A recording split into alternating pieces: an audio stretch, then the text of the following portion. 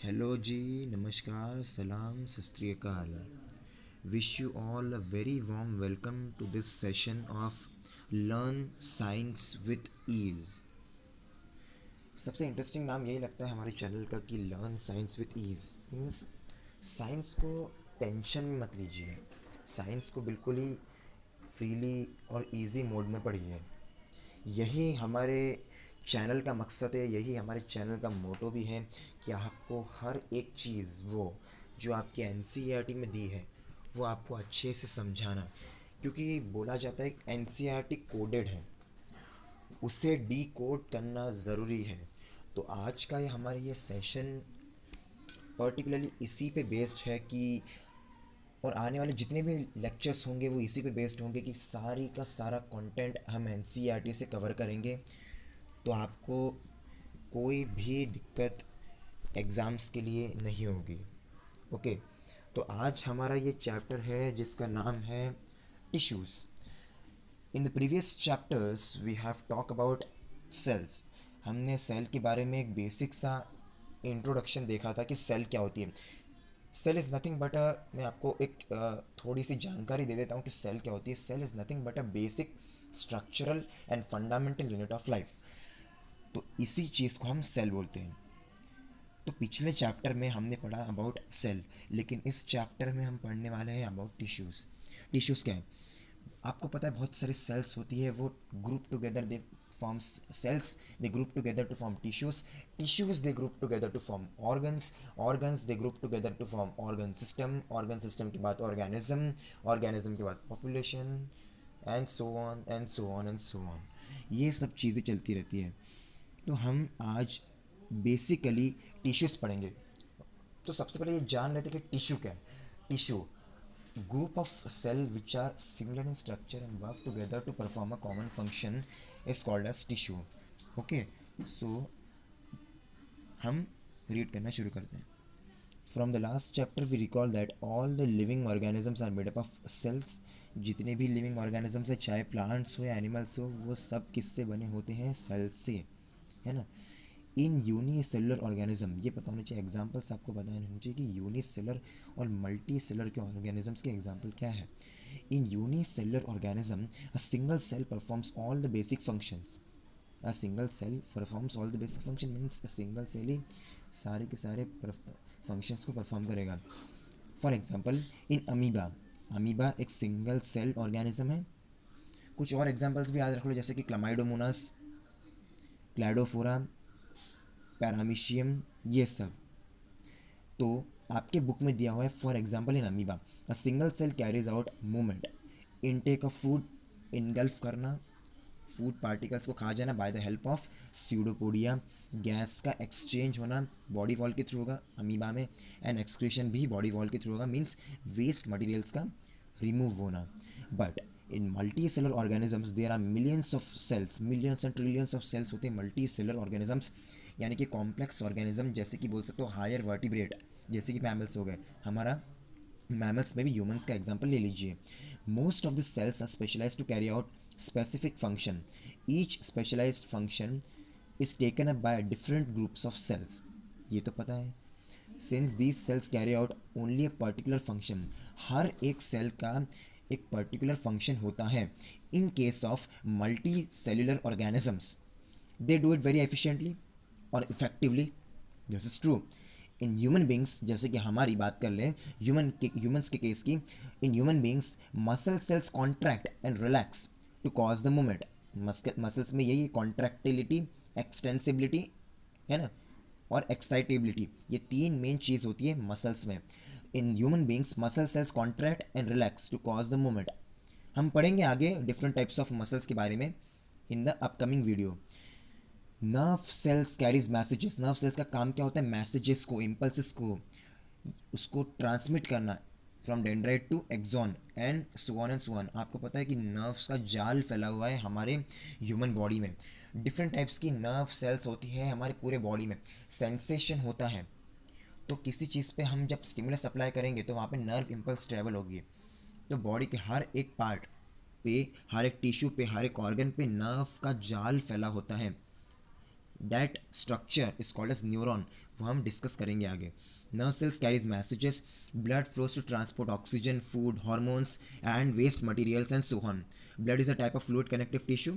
इसके बारे में भी हम डिटेल में पढ़ेंगे. इन प्लांट्स, ये तो बात हो गई एनिमल्स की. तो प्लांट्स में क्या होता है? इन प्लांट्स वैस्कुलर टिश्यू जैसे कि जाइलम एंड फ्लोएम, इसके बारे में भी हम डिटेल में पढ़ेंगे. In plants, vascular tissues conduct food and water from one part of the plant to another part. एक जगह से दूसरी जगह. Water and minerals का transportation from one part of the plant body to another. This is called as xylem. And phloem means first से phloem, first से food. वैसे start P से होता है लेकिन प्रोनाउंसिएशन की बात कर रहा हूँ मैं. तो फर्स्ट से फ्लोएम, फर्स्ट से फूड. तो फूड मटेरियल्स का ट्रांसपोर्ट करना, जाइलम में वाटर एंड मिनरल्स का ट्रांसपोर्ट करना, ये सब चीज़ें होती हैं. So multi cellular organism shows division of labour. ये ट्रू है कि मल्टी सेलर ऑर्गेनिज्म में हर एक चीज़ का अपना अपना काम होता है. हार्ट एग्जाम्पल दे रहा हूँ, हार्ट का काम होता है ब्लड को पंप करना, लंग्स का काम होता है रेस्पिरेशन यानी कि ब्रीदिंग में इन्वॉल्वमेंट होना इसका, और पैनक्रियास का काम होता है इंसुलिन बनाना. तो different different organs, different different tissue, different different cells, उनके अपने अलग अलग फंक्शन है, काम बटा हुआ है, डिवीजन ऑफ लेबर है. Okay. Cells specialising in one function are often group together in the body. Cells भी ग्रुप हो जाते हैं, मतलब सेल्स का ग्रुप, एक एग्रीगेशन, इसी को हम टिश्यू बोलते हैं. This means that a particular function is carried out by clusters of cells at a definite place in the body. Clusters of cells का एक गुच्छा, एक ग्रुप बन जाता है. जैसे ग्रेप्स का गुच्छा होता है, वैसे ही सेल्स का एक एग्रीगेशन हो जाता है जो कि एक पर्टिकुलर फंक्शन को परफॉर्म करता है. This clusters of cells called as tissue is arrange and design so as to give the highest possible efficiency to function. जैसे कि blood, phloem and muscles are all examples of tissues. ये इनके बारे में हम upcoming sessions में detail में करेंगे. यहाँ तक आपको कोई डाउट है? आपको कोई डाउट नहीं है? मैंने एक एक चीज़ को खुल के बताया है. आप हमेशा ध्यान रखना कि सफलता के लिए यानी कि सक्सेस के लिए कोई भी शॉर्टकट नहीं होता है. सफलता के लिए, सक्सेस के लिए कोई एलिवेटर नहीं होता है. हमें स्टेप्स तो चढ़नी पड़ती है, मेहनत तो करनी पड़ती है, इसलिए मेहनत से मत कतराइए. वो बोलते हैं सरस्वती के भंडार की बड़ी अनोखी बात, खर्चन से ये बढ़त है, बिन खर्चे घट जात. मैं जो आपको पढ़ा रहा हूँ वो आप अगर दूसरे को समझाएंगे, जितना ज्ञान को बांटेंगे उतना आपका ज्ञान दो का चार हो जाएगा. बढ़ेगा, बढ़ेगा इंडिया, तभी तो बढ़ेगा इंडिया. आप ही फ्यूचर्स, आप ही देश का फ्यूचर है, तो आपको ही आगे इस कंट्री को आगे एक्सेल कराने में आपका ही रोल होगा. So back to the topic. 6.1. Are plants and animals made up of same type of tissues. क्या प्लांट्स और एनिमल्स एक ही तरह के टिश्यूज से बनते हैं या उनमें कुछ डिफरेंसेस हैं? जो भी होगा देखा जाएगा सेशन में. पढ़ते हैं NCERT. Let us compare there structures and function. Do plants and animals have the same structure? Do they perform similar function? क्या उनके सेम स्ट्रक्चर हैं या कुछ स्ट्रक्चर्स में या फंक्शंस में कुछ ना कुछ वो सिमिलैरिटीज़ रखते हैं. There are noticeable differences between two. Plants और एनिमल्स के बीच में बहुत सारे डिफरेंसेस हैं, इनको डिस्टिंग्विश करना ईजी है. प्लांट्स आर स्टेशनरी और fixed, they don't move. Plants एक सबस्ट्रेटम से, एक बेस से, सॉलिड सबस्ट्रेटम से जुड़े होते हैं, वो मूवमेंट शो नहीं करते. Means plants are non motile मैं कह सकता हूँ. Since they have to be upright, वो बिल्कुल अपराइट, इरेक्ट, स्ट्रेट खड़े रहते हैं विद द ग्राउंड, ग्राउंड के सपोर्ट से. They have a large quantity of supportive tissue. उनमें बहुत सारे प्रकार के सपोर्टिव टिश्यू, जैसे कि देखेंगे स्क्लेरेनकाइमेटस टिश्यू. स्क्लेरेनकाइमा जो कि एक डेड सेल है जो प्लांट को टर्जिडिटी, रिजिडिटी और एकदम स्टिफ होने में हेल्प करता है. तो ये सब आने वाले हम सेशंस में देखेंगे. The supportive tissue generally has dead cells. इन्हीं डेड सेल्स का दूसरा नाम होता है स्क्लेरेनकाइमेटस टिश्यू. ठीक है, जो कि हम आने वाले कुछ ही देर में देखेंगे इसी वीडियो में. Animals on the other hand move around in search of food, mates and shelter. ये तो पता है कि प्लांट्स जो होते हैं ऑटोट्रॉफिक होते हैं, मतलब खुद का खाना खुद बना देते हैं by the process called photosynthesis. Okay, ये तो पता है. लेकिन एनिमल्स की केस की बात करूँ तो animals heterotrophic mode of nutrition को फॉलो करते हैं. हेट्रो मीन्स डिफरेंट, तो किसी और ऑर्गेनिज्म पे डिपेंडेंट होते हैं. तो इस वजह से उनको कहा जाता है हेटेरोट्रॉफिक मोड ऑफ न्यूट्रिशन को फॉलो करते हैं. They consume more energy as compare to plants, ये तो ट्रू है. Most of the tissue they contain are living. Another difference between the animals and plants is in the pattern of growth. उनके growth में है ना, height में है ना, मेंटल ग्रोथ और बहुत सारी चेंजेस की केस की बात करें. The growth in plant is limited to a certain region. Plant में जो ग्रोथ होती है वो up to a certain limit, a certain regions तक होती है. Based on the dividing capacity of the tissues, various plant cells can be classified as growing cells or meristematic tissue or permanent tissue. Plant tissue को broadly दो categories में divide कर लेते हैं, that is meristematic tissue and permanent tissue. This we will detail in this video. ठीक है, देखेंगे. Based on the dividing capacity of tissue, they are classified as meristematic tissue and permanent tissue. Cells growth in animals is more uniform, so there is no such demarcation of dividing and non-dividing regions in animals. Animals में सब कुछ fix नहीं होता है कि एक particular reason है, उतना ही डिवाइड करेगा, उतना ही ग्रो करेगा, उसके आगे नहीं करेगा. या ऐसा नहीं होता है कि एनिमल्स में क्या मेरिस्टेमेटिक टिश्यू होते हैं, मेरिस्टेमेटिक सेल्स होती है, एक्टिवली सेल्स होती है, नहीं होती है. हम मल्टी सेलुलर ऑर्गेनिज्म है भाई, हम हायर वर्टिब्रेट्स हैं, हायर कॉम्प्लेक्स ऑर्गेनिज्म है, तो उनमें ये सारी चीज़ें ऑलरेडी होती हैं. तो प्लांट्स और एनिमल्स में तो भैया ज़मीन आसमान का फ़र्क है, हम ये कह सकते हैं. The structural organisation of organs and organ system is far more specialised and localised in complex animals than even in very complex plant. हम देखते हैं कि हम में organ system level of organisation है, मीन्स हार्ट है, लंग्स है, pancreas है, लीवर है, गॉल ब्लैडर है, बहुत सारी चीज़ें हैं, है ना. एंडोक्राइन ग्लैंड्स ने हॉर्मोन्स बनाया, ठीक है. हार्ट ने ब्लड को पंप किया, लंग्स ने ब्रीदिंग में, रेस्पिरेशन में इन्वॉल्वमेंट है उनका. तो हर एक ऑर्गन है, स्पेशलाइज ऑर्गन है, टिश्यू है, उनका हर एक ऑर्गन का अपना अपना इन्वॉल्वमेंट होता है. In the complex organism, higher vertebrates की बात करूँ, मैमलिया या इनकी बात करूँ जैसे कि एव्स, मैमलिया, है ना, या इनकी, है ना, तो ये सारे एनिमल्स जो हैं इनमें स्पेशलाइज्ड ऑर्गन्स होते हैं for carrying different functions. This fundamental difference reflects the different mode of life pursued by these two major groups of organisms, particularly in their different feeding methods. भाई हम ये भी नहीं कह सकते कि ये ऑर्गेनिज्म हेल्दी है, किस बेस पे कहेंगे. सिर्फ फीडिंग और ब्रीडिंग ही तो लाइफ के दो मेन मोटिव तो नहीं है, और भी चीज़ें हैं. आप सारा दिन खा के पड़े हैं, लेटे हैं, सोए हैं, so that is also not a healthy situation. तो डिफरेंट फंक्शंस हैं जो कि मल्टी सेलुलर या फिर कॉम्प्लेक्स ऑर्गेनिजम्स में देखने को मिलती हैं. Okay, also they are differently adapted for sedentary existence and on one hand plants and active locomotion on the other animals, contributing to this difference in organ system design. Okay, तो यहाँ तक अपन ने already पढ़ चुके हैं, अब हम बढ़ते हैं आगे. ठीक है, now will discuss plant tissue. Plant tissue को मैं ब्रॉडली दो कैटेगरीज में डिवाइड करता हूँ. तो इनको मैं डिवाइड करना चाहता हूँ meristematic tissue and permanent tissue. तो first we will discuss meristematic tissue in detail. ठीक है, एनसीईआरटी में जो दिया हुआ है, the growth of plant occurs only in certain specific region. कुछ सर्टेन स्पेसिफिक रीजन्स पे, एक लोकेशन पे, है ना, वहीं पे उसी पॉइंट पे ग्रोथ होती है प्लांट्स की. चाहे वो लीफ का डेवलप होना हो एक्सिलरी बर्ड से, थॉर्न्स का डेवलप होना हो, या टेंड्रल्स का डेवलप होना हो, कुछ भी हो, लेकिन ग्रोथ ऑफ द प्लांट, जो प्लांट्स की ग्रोथ होती है वो किसी ना किसी सर्टेन स्पेसिफिक रीजन्स पे ही होती है. This is because the dividing tissue also known as meristematic tissue. ये क्यों होती है? डिवाइडिंग टिश्यू होता है जिसको कहा जाता है मेरिस्टेमेटिक टिश्यू. मेरिस्टेमेटिक मीन्स बहुत मस्तीखोर, एम से मेरिस्टेमेटिक, एम से मस्तीखोर, बहुत मस्तीखोर है. इसको किस कुछ ना कुछ चुल मची रहती है करने की, है ना. तो ये ऐसे ध्यान रख लीजिएगा. This is because the dividing tissue, also known as meristematic tissue, is located only at these points. Depending on the region where they are present, meristematic tissue. अब देखो, लोकेशन के बेस पे मेरिस्टेमेटिक टिश्यू को तीन categories में divide करता हूँ, apical meristem, intercalary meristem and lateral meristem. तो एक एक करके हम एक्टिवली उनके बारे में पढ़ेंगे.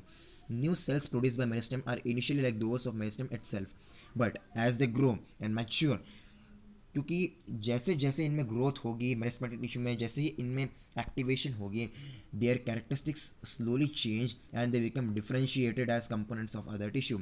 ये आपको डायग्राम देख पा रहे हैं आप, तो ये बहुत ही इंपॉर्टेंट डायग्राम है from examination point of view. आपसे किसी भी चीज़ को एक्स से वाई लेबल करके पूछ सकते हैं, इनका फंक्शन बताओ या इसकी लेबलिंग बताओ, तो डायग्रामेटिक क्वेश्चन आपको यहाँ से फ्रेम हो सकता है। अब देखते हैं पहला tissue, that is apical meristem. Apical meristem is present, उसकी लोकेशन क्या है? ये growing tips of stem and roots, stem की टिप पे या रूट की टिप पे, वहाँ पे प्रेजेंट होता है एपिकल मेरिस्टेम। ए से एपिकल, ए से एपेक्स, ऐसे ध्यान रख लीजिए। Apical meristem is present at the growing tips of stem and root and increases the length of stem and root. उनकी लंबाई बढ़ाने में एपिकल मेरिस्टेम का बहुत बड़ा हाथ है। दूसरी तरफ the girth of the stem और the width, girth means width, मोटाई, the girth of the stem और the root increases due to lateral meristem that is cambium. ये ध्यान रखिएगा, लेटरल मेरिस्टेम का ही दूसरा नाम है कैम्बियम। और उसके बाद आता है intercalary meristem. Intercalary meristem present कहाँ पे होते हैं? Intercalary meristem is present at the growing tips of nodes, है ना। Intercalary meristem is seen in some plant, कुछ ही प्लांट्स में देखने को मिलते हैं। Is located near the node, ठीक है। नोड के आसपास में जो सेल्स होती है वो इंटर कैलरी मेरिस्टेम की बनी होती है। Cells of the meristematic tissue is very active. ये कुछ उसके बारे में दिया है आपको कि मेरिस्टेमेटिक टिश्यूज़ की सेल्स कैसे होती हैं। ये बहुत ही एक्टिव होती है, इनके पास डेंस साइटोप्लाज्म होता है। Cytoplasm means jelly like fluid, jelly like substance, thin cellulose wall and prominent nuclear. यहाँ तक कोई डाउट? ओके, तो हम आगे बढ़ते हैं। That is permanent tissue. What happens to the cells form by meristematic tissue? They take up a specific role and lose the ability to divide. ये एक स्पेसिफिक रोल को प्ले करते हैं और एबिलिटी को डिवाइड करना, अपनी जो डिवाइडिंग कैपेसिटी उसको लूज कर देते हैं। As a result they form a permanent tissue, बनाते permanent tissue.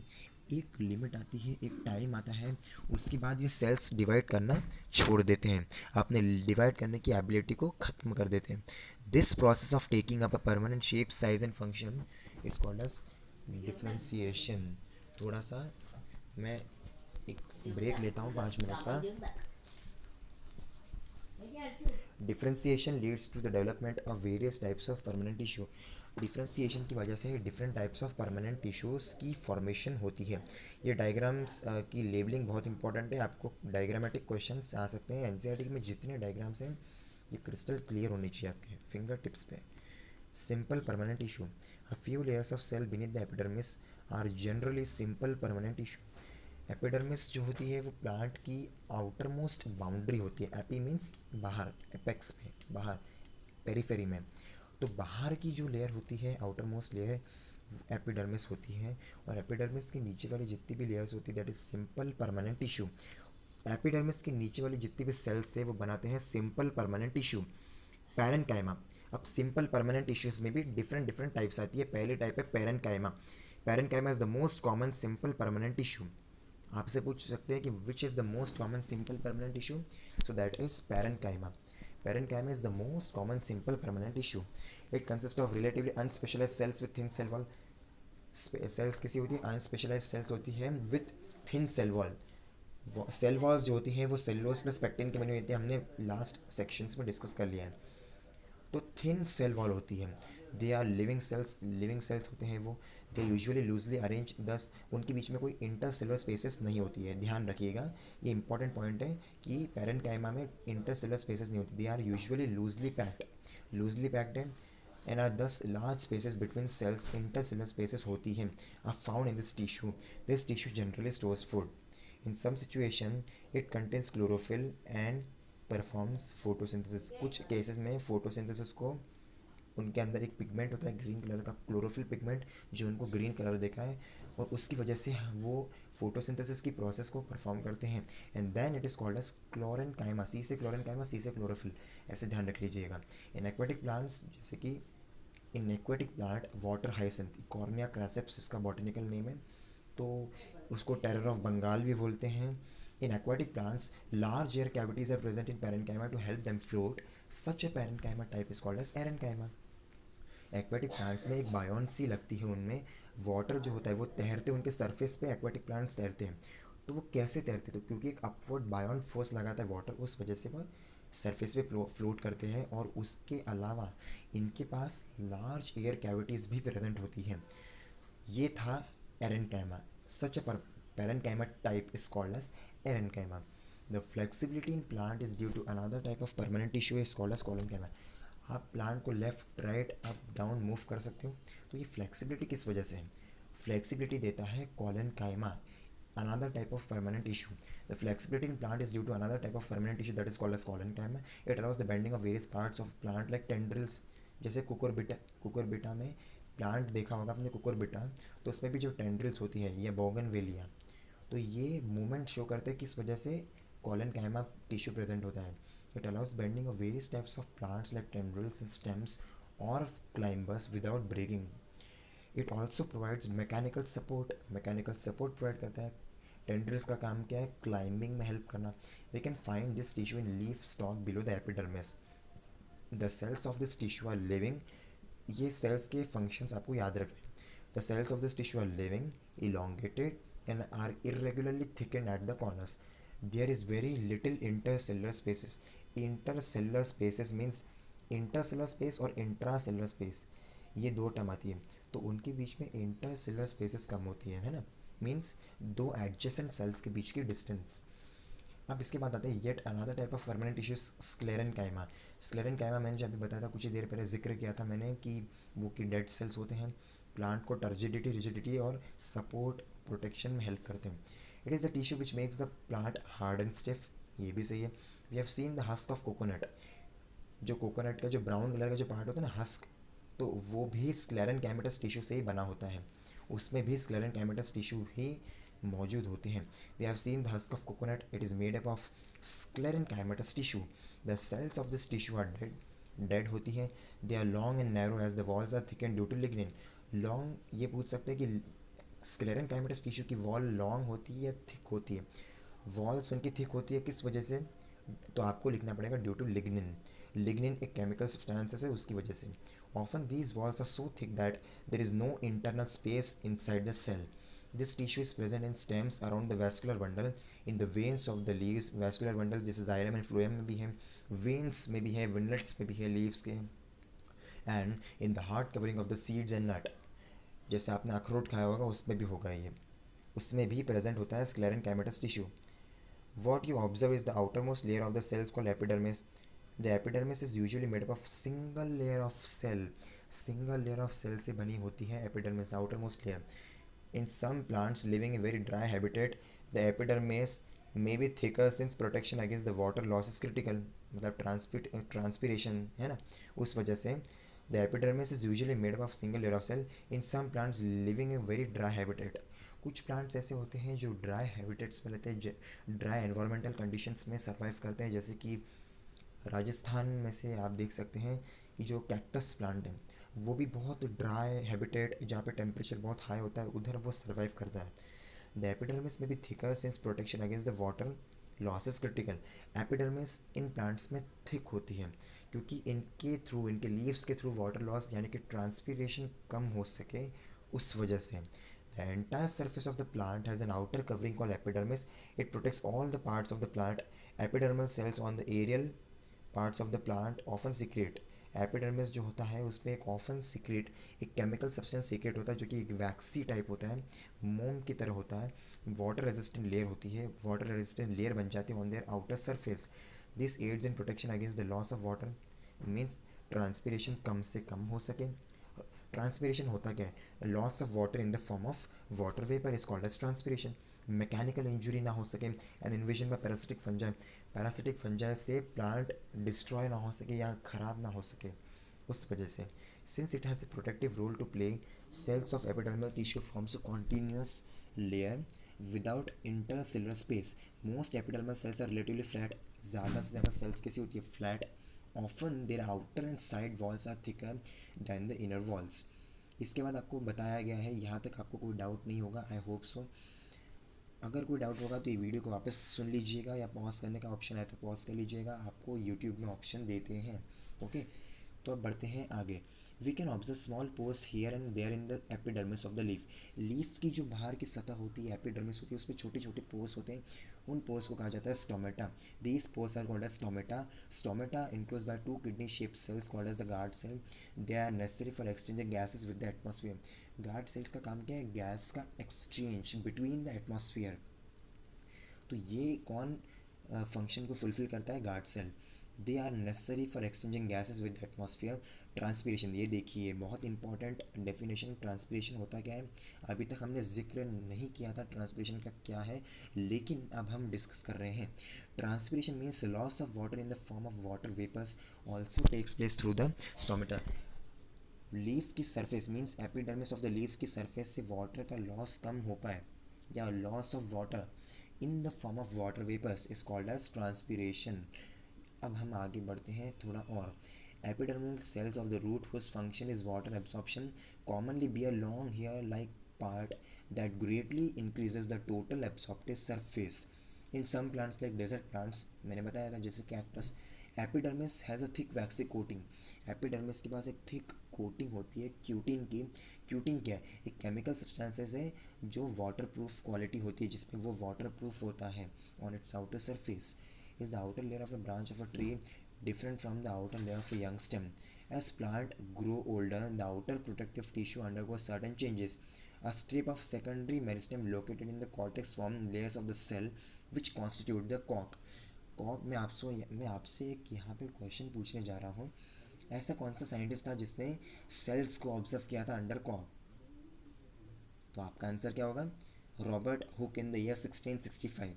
He observe the cell in the dead slice of a कॉक। एक बार्क ऑफ अ ट्री में उसने सेल्स को ऑब्जर्व किया।